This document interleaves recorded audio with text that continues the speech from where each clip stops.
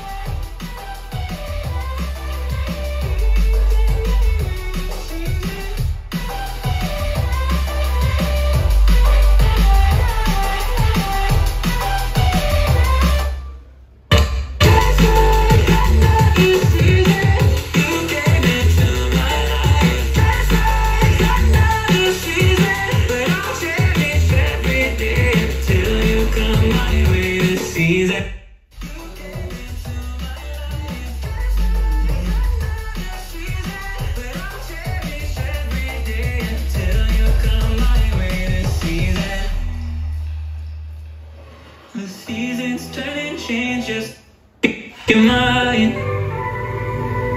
Like the sun gives into the moon, into the night. Time continues marching, it's slowly.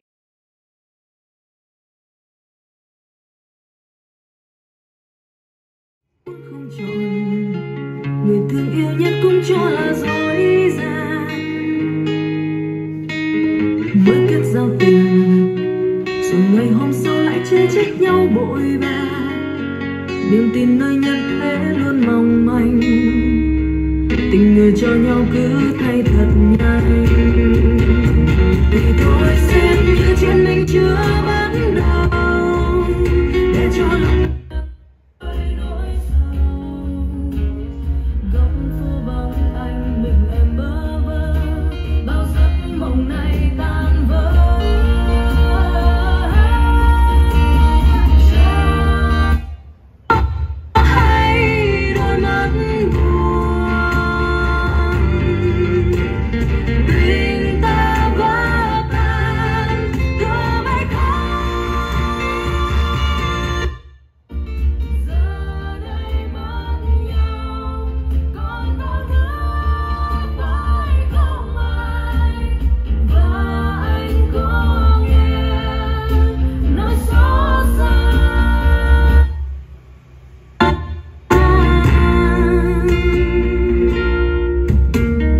Ngày giờ trên nỗi đau nào lòng chợt thấy nghẹn ngào, vì bao khát khao đợi chờ làm chi nó.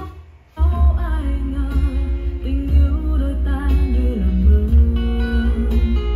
bao yêu thương đã muộn màng vì mình quá vội vàng để lòng nát tan.